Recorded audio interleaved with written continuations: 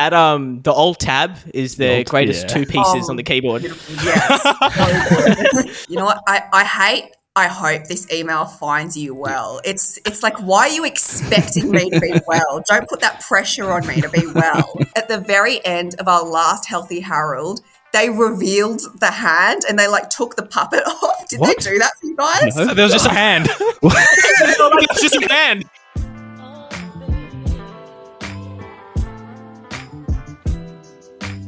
Welcome back to Critical Banter, where we take the best bits from your favourite late night shows and package them into a podcast.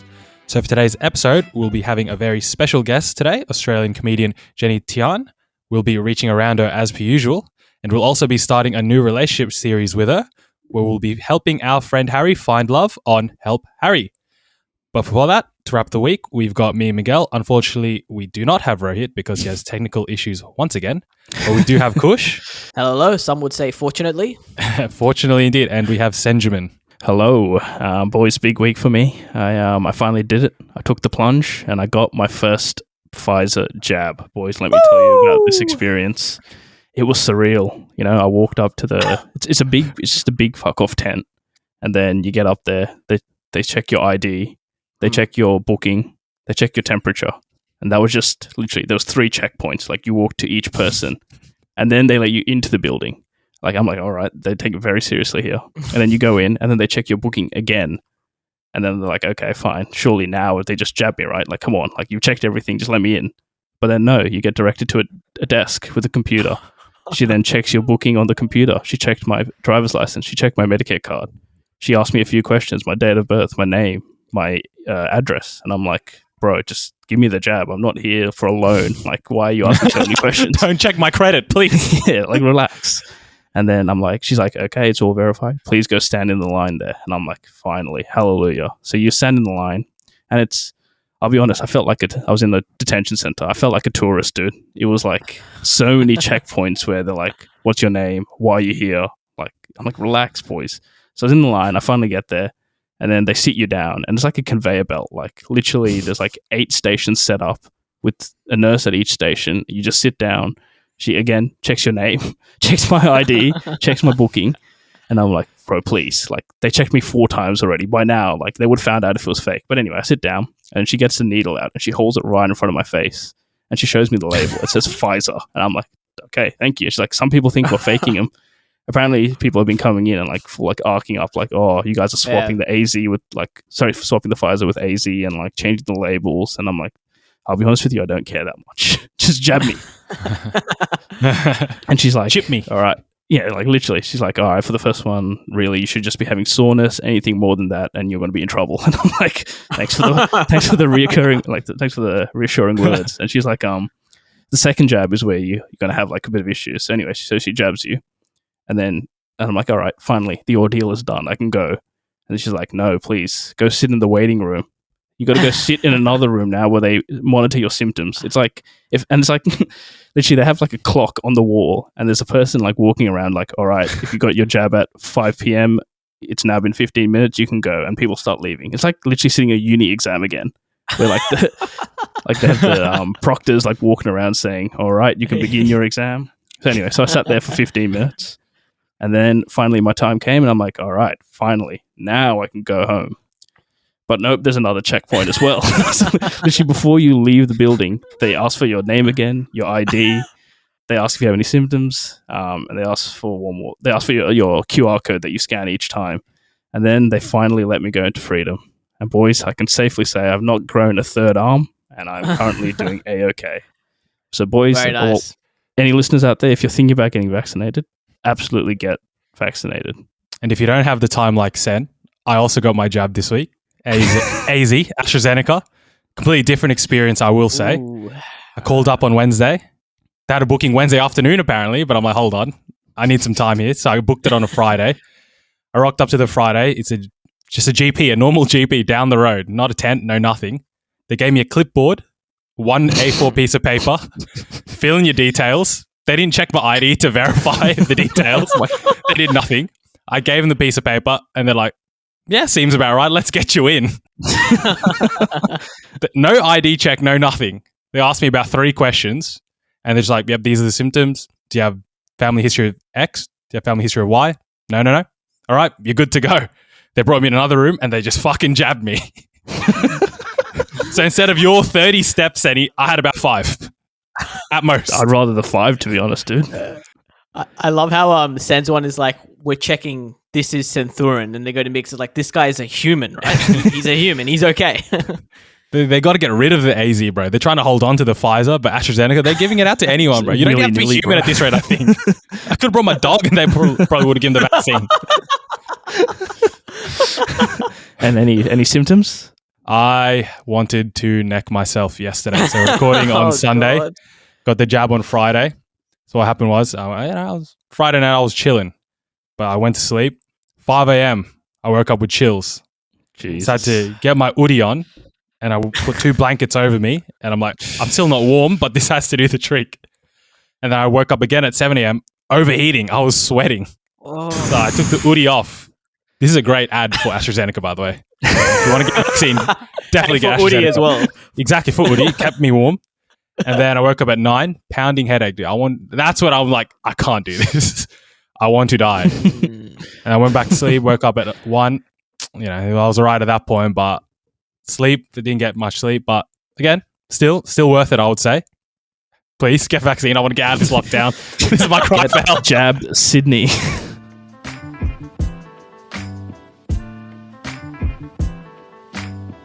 All right, boys, we're going to now reach around segment, and today we have a very special guest on the podcast this week.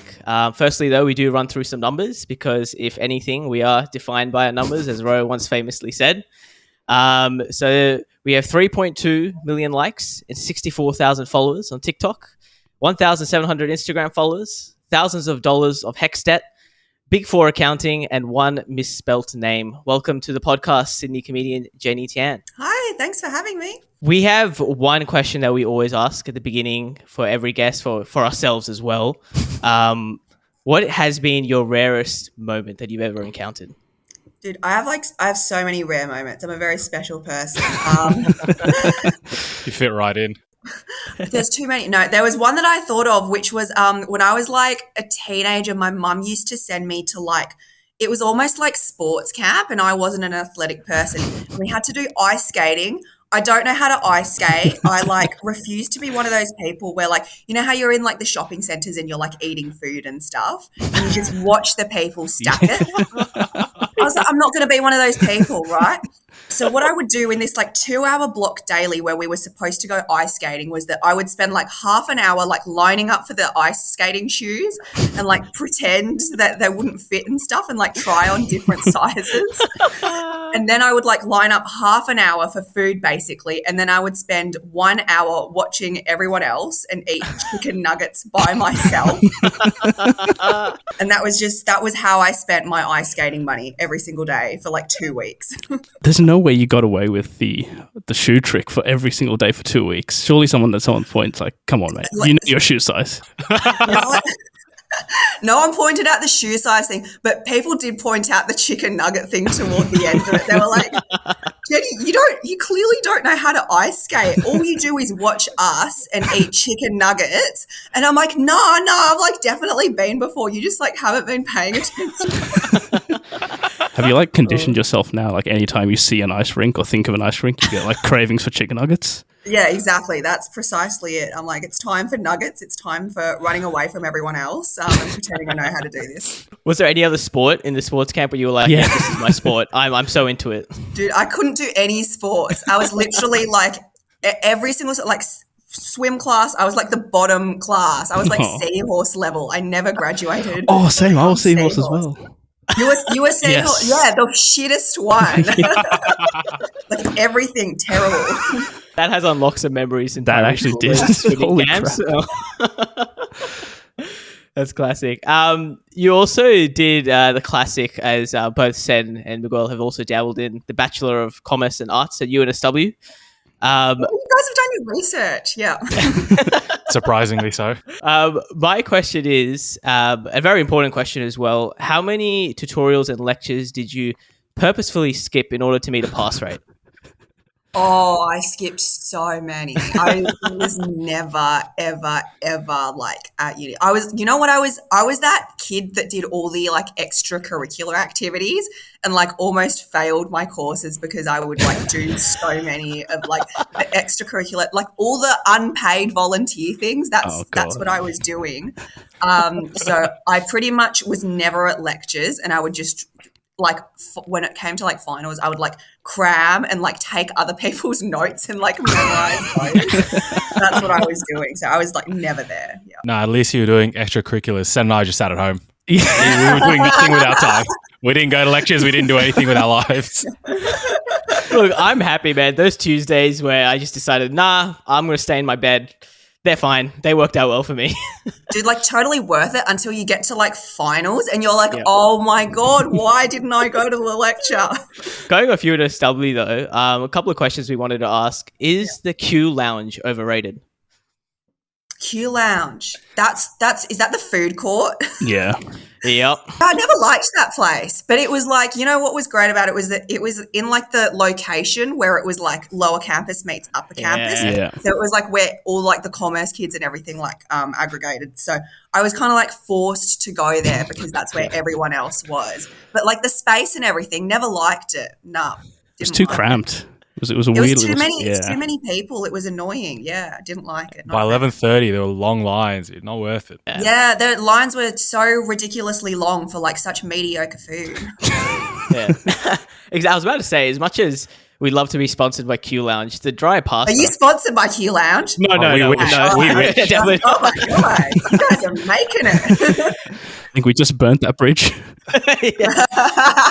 It'd be an interesting sponsor. Like they just give you weekly pastas, like the chicken and chips. Like a month-old pasta, dude. Another question though, on a scale of the KKK to Scientology, how big of a cult was the BSOC? Oh, dude. Okay, you know what was even more of a cult than BSOC? The bloody yellow shirts. Yes. And I was in that cult, so I know it was. BSOC is like. BSOC was like, all right, yeah, it's like pretty culty, but yellow shirts was like another level. That was like, honestly, like Marilyn Manson levels, like sacrificial, like, oh my God. And I did it, right? I freaking paid to go to like yellow shirt camp and also like, you know, lived for a whole week on campus to do like O week. Right, and like sacrificed so much, volunteered, and then I find out at UCID they get paid to do it. I think that's what to do with all UNSW, those societies. It's just you go in there, you're hoping this might be a good tick for the resume, and then you realize it's just not worth it. Dude, they sell you a dream. They promise you the world and then give you absolutely nothing. Yeah, exactly. It's all empty dreams and promises. Another question though. Now, you obviously did quit your job at your Big Four firm and, you know, you have committed to your comedy career. Was there any sort of defining moment for you where you were like, you know, yeah, I'm out of here. The corporate world's not for me. I'm going into comedy. Dude, I don't even have a comedy career. This is like... like this is honestly the most I've been doing during like this podcast has been like the only thing I've done for comedy. Like what defining moment? There were like so many, but you know what about like working at like, you know, a firm that I didn't realize was that like you can't just like quit and like walk away. Like you got to find another job, and that process takes like a year. Like you've like mentally clocked out already, but then you got to like format your resume and like apply for all these other jobs. So it took me like months to like actually get out. Yeah, no, the whole formatting of the resume, that's too real for me. I think every time I apply for a job, I look at my resume and I'm like, yeah, no, this isn't good. And I'll do it again the next time as well, and it never works out. Jenny, just as a, you know, general question, let's say there are people out there who are sort of in a similar situation, who are working in a professional services firm and maybe not enjoying their time. I kind of want to get out. How would Hypothetically, you know, what kind of advice would you give them? Don't do comedy. No, do whatever you want. Start applying for jobs earlier. It's like between when you think you're going to leave the firm and when you actually leave the firm, it's like months. So just look for other jobs and stuff because it takes ages. Yeah. And then from what I know as well, you currently work at a preschool. Is that correct? Oh my God, you've really done your research. Yeah, so basically it's like a family business, and I thankfully don't work with the children or anything. And sorry, Kusha, just to step on your toes, I just have one question. Is working at a preschool as glamorous as it sounds? It's interesting, and it's very different to what I thought it would be. It's actually like a really, like, for the educators there, it's like a very intense kind of job.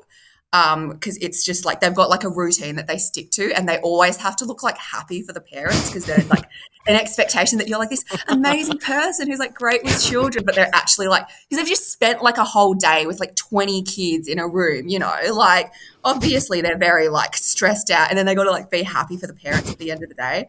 So it's a pretty stressful job, but thankfully I don't have to deal with kids, so I don't do that. But speaking about like how, of course you moved from the corporate world, to those hypothetical listeners who are still in the corporate world, they obviously use a lot of a lingo, the classic sayings to your managers, to your employees. I just wanted to know, how do you rate these specific lingos in terms of just, would you use them in real life, or do you even like them at all? The first one, just wanted to touch base. Oh, dude, I hate that. Like, two out of 10. I hate it. Also, like the just at the beginning as well. It's so passive aggressive. Yeah. Why don't you just say hi? Like, yeah. That's all you have to say. If you're like following up on something, just say, hey, where is this thing? Like, instead of going, hey, just like checking in to see where you're at with the thing. The second one though, we'll circle back to this. I think that one's better than the other. I'd give it like a 5 out of 10. 5 out of 10. It's like, okay, it's like appropriate to use that one, because it's like you will come back to it, but you're using the word circle for some reason. Yes. But we get what you mean. I agree. Is there some sort of direction there? But the word circle as well, it's just like, really have to say that? Yeah, it's like it's not even a fancy word. We get it, your geometry. The last one, which, to be honest, they're used at the same time, or generally they get switched around. Hope you are well, or hope this email finds you well. Stinker. You know what? I hope this email finds you well. It's like, why are you expecting me to be well? Don't put that pressure on me to be well. But also, I'm guilty of using it all the time. I think the one that I hate the most is probably like, flick it over to me, like, or like ping it to me. Just email. Why are you trying to make it sound cool? Would you use any of these with the preschoolers? Yeah, every day I meet up with them and I'm like, hey, I hope you're well. Just wanted to touch base. Also, like the hope this email finds you well, like, where else is the email going to go? Like, it's going to go to your inbox. Like, whether it's your junk mail or spam, it's going to go there. There's no other place where it's going. That for me is the most passive out of all. And like, hope it finds you well. Yeah. Speaking of your comedy career, though, we wanted to know as well, who's been the most interesting person that you've met in your career, or on the other side, what's the most interesting experience that you've had so far? Oh, so many weirdos in comedy, honestly. Because it's like there's no barrier to entry. Like, anyone and everyone can just like rock up at a mic and decide that they are going to pursue comedy. Like, oh my God, there's too many. Like, oh my God, there was this like German dude once that like came over, and then he was like, he couldn't really speak English very well. And he just like kept like messaging me afterwards and like trying to show up at places that I would be. Yeah, it was real weird and like creepy and stuff. And then he ended up being on like this Char Time ad that like, I think they still put it up. That's like, was like billboards all around the place. So I was like, oh my God, I can't even like get rid of him. Like, I just see this guy everywhere. He was a really, really, odd human being, but like honestly, like there's so many, there's so much, like there's like people that like try to start like fights all the time that happen in like comedy and stuff. Like, there's always gossip in like the comedy scene. It's ridiculous. This is one question that does fit well with all of us, but we did study both our primary, high schools, got our ATAR, made some lifelong friends as well. We had a great journey in our schooling career. But how much impact do you really think Healthy Harold had on your success? Oh, that dude.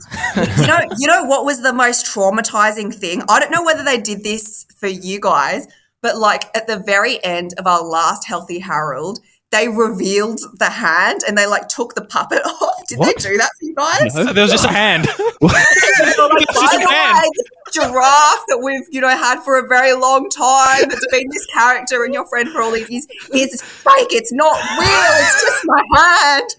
And we were all like, oh my God, why would you do that? Someone back there was having the worst day of their life. I would have taken out of these kids. Like, I'm going to ruin some childhoods today. Well, I'm glad I never experienced Yeah, that. no. My one was just always the little giraffe there giving me some advice that I'll probably forget for the rest of my life. Yeah. But I'm just glad I had that facade, and I'll always remember that moment. Yeah. All right. We're now going to move on to the game, which we're going to play basically a version of bingo. We're going to call this Doctor. So basically, all of us here are going to have the $1.99 spoons from IKEA. And for every statement or actions from the point of view of an Asian parent that has either been said or has happened to you. So basically, the one with the most wooden spoons wins. And just want to preface this, but we all know these statements and actions do originate from a place of warm, fuzzy love, and we 100% appreciated these statements. So the first one: stop dating white people as they can't cook and are lazy. Has that ever been said to any one of us? Nope. Can't say that. Can't say that? That's All really right. specific. These aren't personal experiences. No, not at all. Of course, she's getting flashbacks at every statement. The second one: you never spent time with your family. Yeah. Yeah. That's gotta happen. That always happens. Dude, I get that even in lockdown. Like, I got that this morning. Gets up from bed, not spending time with family. The next one: why aren't you more like, insert names, Auntie's children? Her daughter got an A. Oh, yeah. All the time. 100%. I got that a lot. Yeah. This is too real. Comparison happened all the time. And then, like, whenever I did something good, I'd be like, how come you're not comparing other people to me now? And I'm fantastic. You just expect more. That's too real. This is more of an action, very specific one as well. But your dad knocks on your bedroom door, but suddenly becomes the Flash and opens the door before you can even respond. yes. That's happened to me multiple times. Just the classic knock, but then the door gets open. The door opens anyway. Like, at least give me a It's just chance to open. answer. I wasn't allowed to have the door closed. Oh, The door had to be open, so there was no knock. He could walk in whenever he wanted. He bought the house. He owns the place. He can do what he wants. I didn't get to lock no door. Wow. Yeah, no, my mum would kind of just like barge into the door and just like say whatever she wanted to. And no courtesy knock at all. Yeah. Hi, Mum. I'm well. How are you? There was another experience as well where like my dad would just open the door and just like stand there for 2 seconds and then that's it. I'm out of here. And then Yeah, just leave. that's so true. My mum would do that too. It's like, what did you want? I could never understand. Like, should I They're just sussing the follow vibes, you? Kush. But I was never sure. Like, am I doing something wrong? Should I go downstairs or like, what's the go here? You know I'm very what? For that confused. particular reason, I always had like, just in case I was like, bludging or whatever, I would like have like a Word document that I would just like flick open and like textbooks everywhere to be like, I am studying. That the alt tab is the Alt, greatest yeah. two pieces on the keyboard. Yes. So good. It's worked wonders for me and it still does. The next one: every day you go out, this is not a hotel. Just This way is too saying- often as well. Yeah. I think I got a different one because like I'm a girl as well. So it would be rather than like you're going out every day, it was just like, when you go out, you get murdered. Did you see that like story on like channel, whatever? You're going to end up murdered. So you got to stay at home. I had this intense. as well. Yeah, I had this as well. But it was like, it wasn't even in Australia. It was like in another country. And they'd be like, oh, did you see what happened in like Indonesia? And I'd be like, no. Like, and it's not going to happen here. Like, I'm literally just going to Coles. That's all I'm doing. This next one's also an action, but your mum or your dad shares an article or video to you from a group chat that is apparently the only source of news in the cosmos. Dude, literally all throughout coronavirus. I got one the other day from my dad. Like, it was a picture of Gladys, and it was like, if you go outside, you will be arrested. And my dad's like, careful, everyone. I'm like, bro, this is fake. This is so obviously fake. There's 3 typos in this thing. Dude, like, same with my mum. It was like all these articles from like WeChat when it came, especially when it came to COVID. She had one where it was just like, if you like sleep with like garlic in your socks, you won't get coronavirus. Oh, this is just 4 days ago on my WhatsApp chat. Why the next few weeks matter if you own shares or are thinking of getting into the market? Like, okay. Thank you. The day before. Sound advice, to be honest. You're getting financial advice from your parents, Kush. The one before, this is what happens when you try to scan currency notes. Like, I'm just not sure. Like, I don't think I'm going to be photocopying a $50 note anytime soon.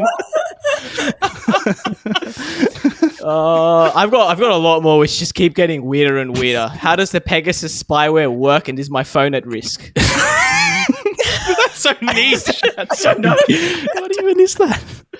I don't know. I haven't responded. They're just all left there. I'm like, I don't know how to respond to that. Like, I wish I knew, but like, it's also like, what do they think of you? They think that you're like this like child who like is photocopying banknotes and like, you know, has experience with all these like viruses and stuff. I don't know. One day I'll reply. Maybe I'll just be like, yeah, sure. And then my dad will be like, thumbs mission up. completed. Like, I've done it. This is a classic one. The non-functional dishwasher used as a storage box. Yeah. We have a non-functional one, but we don't use it as a storage box. It just sits there gathering dust. Oh, really? No plates? No spoons? Nothing. No. Am I out of touch to say my dishwasher works? Very and much gets so. used to wash dishes. Must be very nice. Yeah. Wow. I wonder what that's like. No, even at home now, like I've gotten used to like just like washing dishes myself and then like using the thing as a drying. It's very efficient. 100%. Like, I remember doing food technology in like high school, and the classic, because obviously they don't put in the dishwasher, you clean it with the classic soap and the brush, but I used to be so fast at it, and they'd be like, oh, dude, you're cleaning really fast. Yeah, this is years of experience, my friend. Years of experience. The next one as well, which I like to call plastic bagception, where you'd see Coles bags inside Woolies bags, inside Aldi bags, but then they're also inside Coles bags, and then you have like 100 bags just ready for the apocalypse, I guess. Yeah, it's a babushka doll of. I still have them downstairs. I know I have a lot of Coles bags just ready one day to be used whenever it's required. I've got the same thing, like no bin liners ever. It's always the Coles bags. I'm like, I didn't even know people bought bin liners until like pretty recently in my life. The next one as well, in the supermarket, your dad picks up a watermelon or a type of melon, knocks on it for a good 10, 20 seconds. Not sure what they're picking up. The acoustics, bro. What are the sound waves that are being picked up? Like, I've experienced that way too many times, and like I don't know if it's beneficial or I do it anyway, and I don't know. It's for the culture. It's like, yeah, whatever. Yeah, everyone else is doing it, so I better do it as well. Your parent buys a product from the buy one get one free sale, but it's actually not even needed. 100%. This happens to me every time. Anytime you go into like a department store, oh, look at that, that's buy one get one free, and it'd be like it'd be the most mustiest thing, and they just pick it up like 2 sieves, and we have sieves at home, and they bring it and just never use it. My mum bought buy one get one free 10-kilo bags of flour. She doesn't cook. My mum doesn't cook. Why do you need it? That's a good deal though. I've got like the same thing where it's just like there would be like mangoes on sale or something, and she'd buy like 7 kilos of it, and it like goes off so quickly. So like for the next days, like all we have to eat are like these mangoes. You also can't let food go to waste either. So, the last one though, this is more like a 3-parter, but any of these questions that you did receive before you went out on a night out with your friends. And here are the questions. Where are you going? Who are you going out with? How are you going? What time are you going home? Why are you wearing that? What is your friend's contact number? What is your friend's cat's name? Will you be flying? What is your parents' name? What did your friend's dad study? Sorry, I got really carried away, but these are the type of questions that you can get. Did anyone get any one of these? All of them. Oh. All the time. Always. My mum loves who you're going out with. What are their contact numbers? What are their addresses for safety purposes? What are you going to do? Go to all their houses? Like, what? No. Yeah, my mum loved the what are their grades? What are they studying? Like it's okay if you go out with people that are like smart and academic, but if you're dumb, no. Give me the academic transcripts. Yeah. What's the WAM? Yeah. I want a PDF file sent to me right now. But look, that will brings us an end to our reach around segment. I think we can safely say we all won that game called Doctor. We all achieved those statements, all those actions. Winning, I don't think we won. Traumatic experiences. But with that, we're going to move on to our next segment.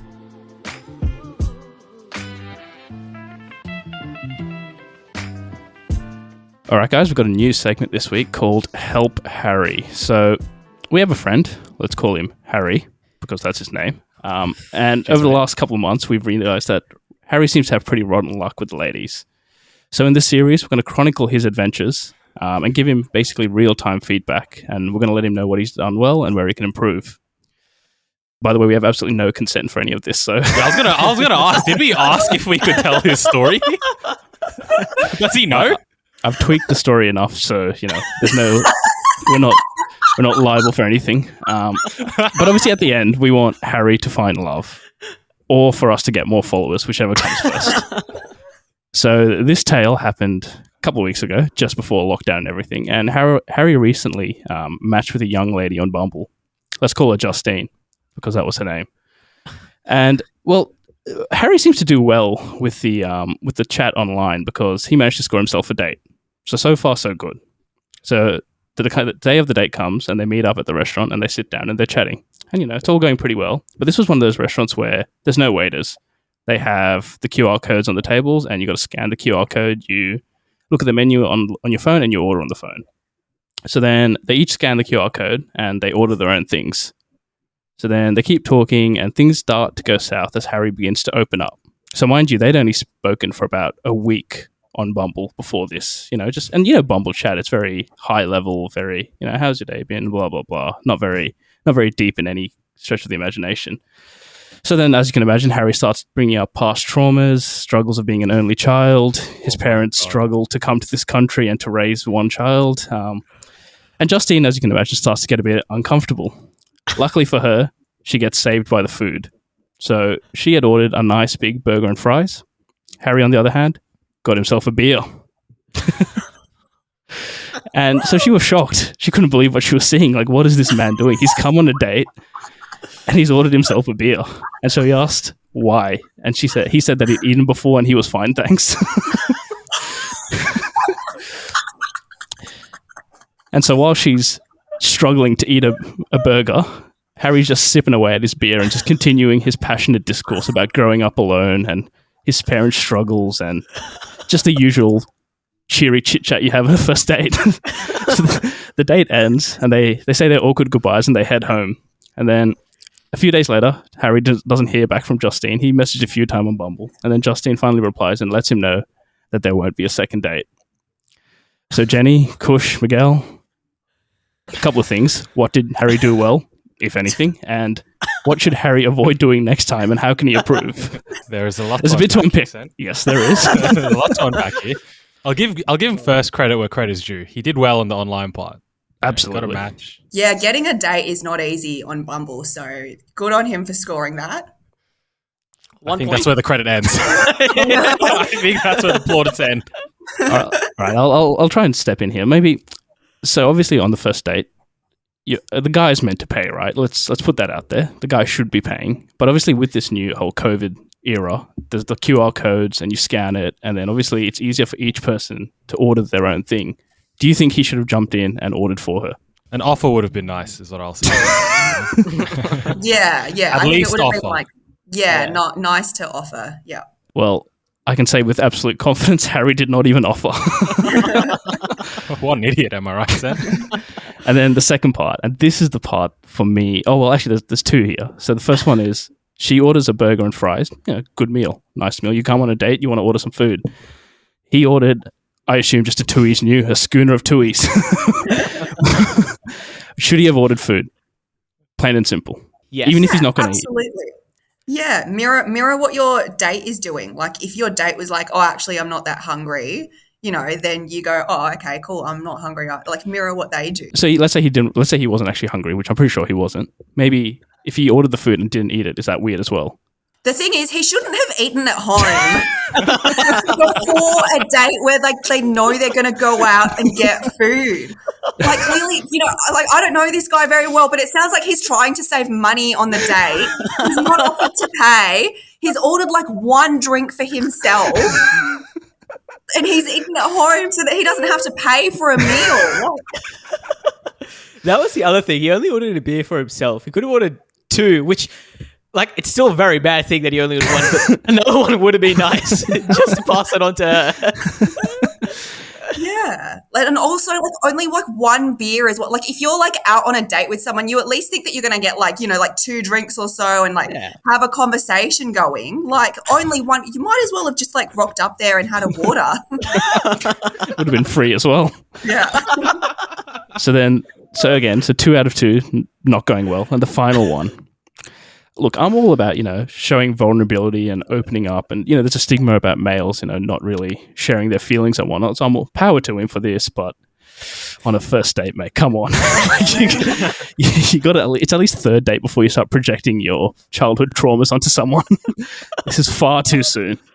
The thing was, he went and unpacked that. I thought you were going to say that, he discussed all of it. Oh, and that was toward the end of the day. He did that before the food even arrived on the table, which is a span of the first 10 minutes of when you meet someone.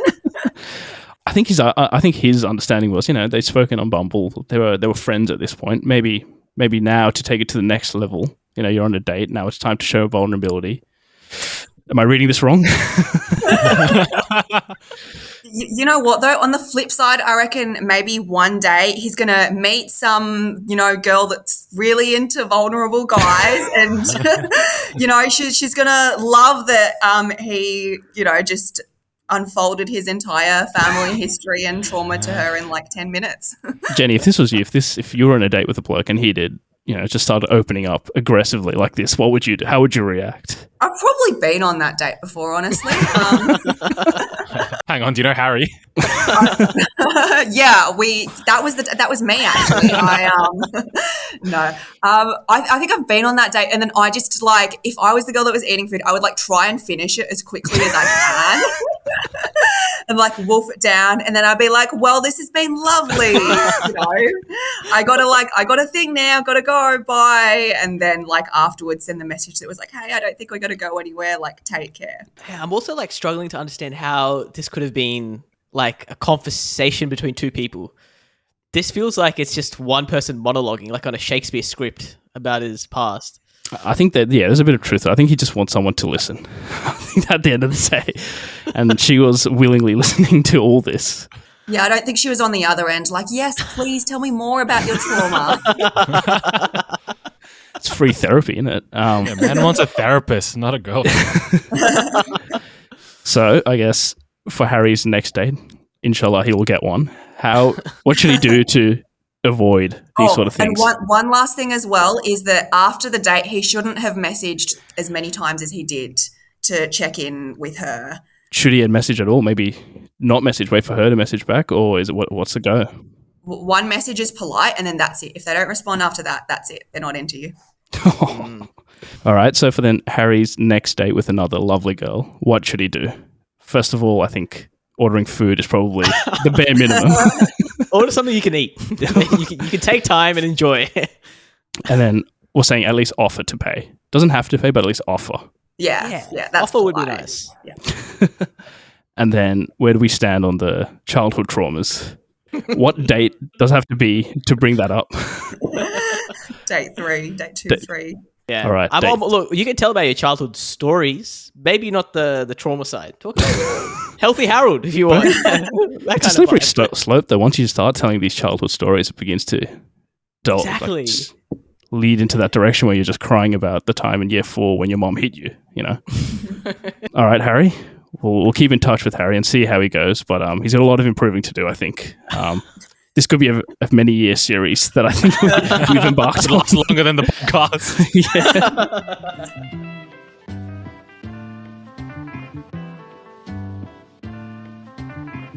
All right, guys, that brings us to the end of the episode. As per usual, a quick shout out to the TCB Appreciation Society, which you can find on Facebook. Please join us there. And obviously, a massive, massive thank you to Jenny. And Jenny, where can the listeners find you?